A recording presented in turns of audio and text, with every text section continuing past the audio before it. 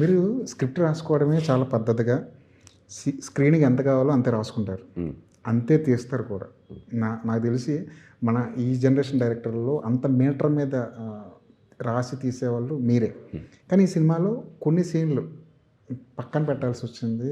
నిన్న ఎడిటింగ్ చిరంజీవి గారు మాట్లాడారు. అంటే ఈ సినిమాకి ఎంటర్‌టైన్‌మెంట్ ఫస్ట్ హాఫ్‌లో ఒక 2, 3 ట్రాక్‌లుగా చేసాం. బట్ ఓవరాల్‌గా చూసుకున్నప్పుడు కథ ఫ్లోకి డిస్టర్బ్ అవుతుంది. అది ఎక్స్ట్రార్డినరీగా వర్కౌట్ అయింది. బట్ వెళ్ళే రూట్ నుంచి అలా సర్వీస్ రోడ్లోకి వెళ్ళి వస్తున్నాం. మనం వెళ్ళే రింగ్ రోడ్ అనుకోండి. ఆ సర్వీస్ రోడ్కి వెళ్ళటం వల్ల డీవియేషన్ వస్తుంది. సో అసలు వద్దు, సర్వీస్ రోడ్ ఎందుకు, ఒకటే రూట్లో వెళ్తే ఇంకా పేసీగా ఉంటుంది, ఇంకా కథలో ఉంటారు ఆడియన్స్ అని చెప్పి కొద్దిగా ఒక 4-5 సీన్, ఒక 3-4 సీన్లు, చిన్న సీన్లే, పెద్ద ట్రాక్ ఏం కాదు, చిన్న చిన్న సీన్స్ తీసేసి అవి మళ్ళీ ఎప్పుడైనా చూసే అవకాశం ఉందా? చూద్దాం, రిలీజ్ అయ్యాక ఏదైనా డిలీటెడ్ సీన్స్. ఓటీటీలు ఉన్నాయి కదా. మంచి సీన్ అంటే వీటీ గారిని కూడా చిరంజీవి గారు ఆయన వాయిస్ని ఇమిటేట్ చేస్తూ చేశారు. అసలు భలే ఫన్నీ యాజ్ ఇట్ ఈజ్ చేశారు.